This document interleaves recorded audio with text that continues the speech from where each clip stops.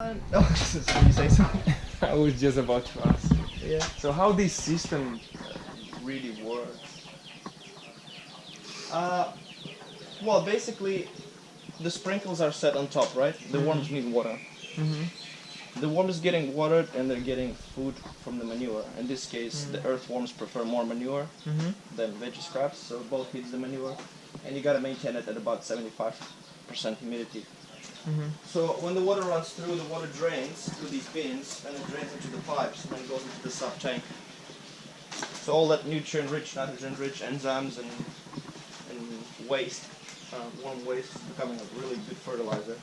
Basically pure nitrogen. There's other things in it, but it's mostly nitrogen. Can you use that one pure? You usually dilute it. You do. It's quite intense if it's pure. If you're really flushing a lot of water through your worms constantly, you can. But it's really, if it's quite concentrated, you want to maybe put half liter with 10 liters of water and then on your garden. In this case, it goes to the biofertilizer, and then it goes. You can go either on the garden or on the nursery, on your orchard, whatever. You got a lot of water.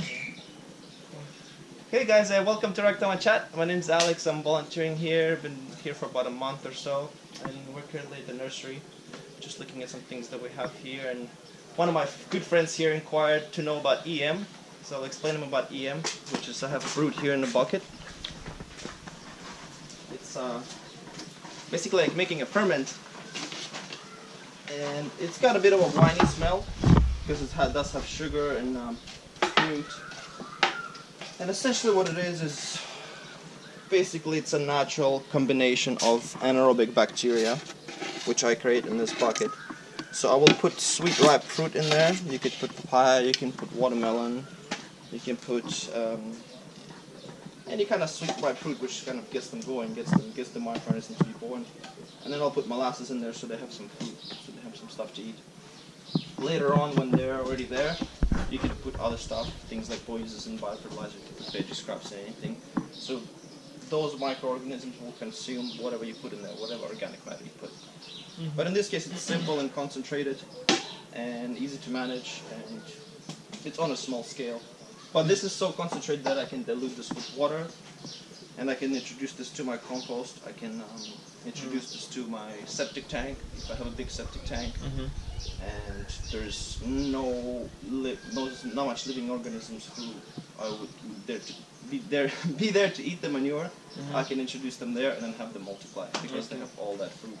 Did you put any special yeast there, or it was just put something and it's fermenting by the yeast itself? naturally creates on its own, Okay. but you can add these to help it going as well. In this case, it's just sugar, water, but 1 part sugar, 10 parts water, and maybe 4 or 5 parts fruit. And do you put it on your seedlings? Yes, I can also. You can use that. We were talking about this with boards. Actually, he mentioned a really cool thing. When you soak your seeds in that solution, let's say if your seeds are really old and they've been around for some time and they need to be sort of activated, brought back to life. This stuff is really good to help to activate the seed to help it germinate again. So basically, it's sort of this fermentation process. This is sort of will imitate like the seed going through animal's stomach. You know what I mean? So that will help it sort of sprout up again, unless the seed's really old or it's just dead.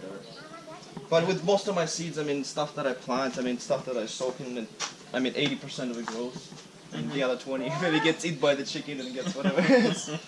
But So it how works. do you keep It works. So.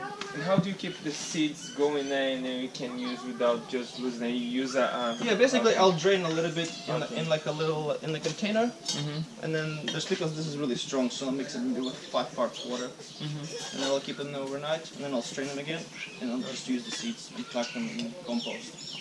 With compost, I'll mix 1 part biochar, 1 part sifted compost, and some worm casting as well. And then if you want extra drainage, you can put perlite, you can put coconut husk, etc. So how this is good in compost is basically it's a food for the anaerobic bacteria, for the aerobic bacteria, which is oxygen bacteria.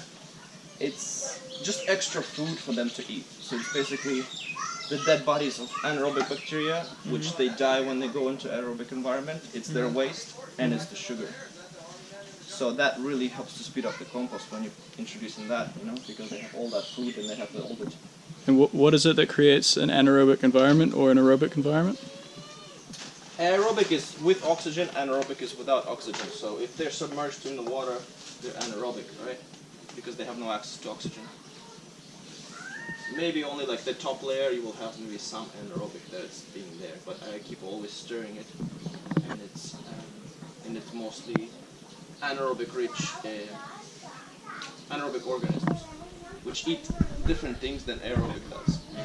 Aerobic produce more like nitrogen, phosphorus, potassium, things like that, but the anaerobic bacteria will eat more hard things, eggshell, rocks, more mineral stone things, hard sand, etc.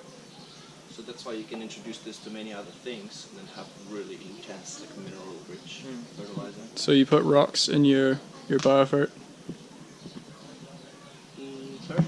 to engage to allow the minerals, right? Yeah. So what type of stones do you put in the Rock dust. rock dust? Rock dust, lime, like crushed limestone, pieces of limestone, and you can put charcoal in there to suck all that minerals in, so then you get the charcoal later. You can use eggshells, calcium. So just look at things that are rich in trace minerals. Just put that in. And then on top, like Bo has in the other one, he's just putting a lot of. He'll put like once a month a big bucket of veggie scraps and things like that. So you will need all that as well. Yeah.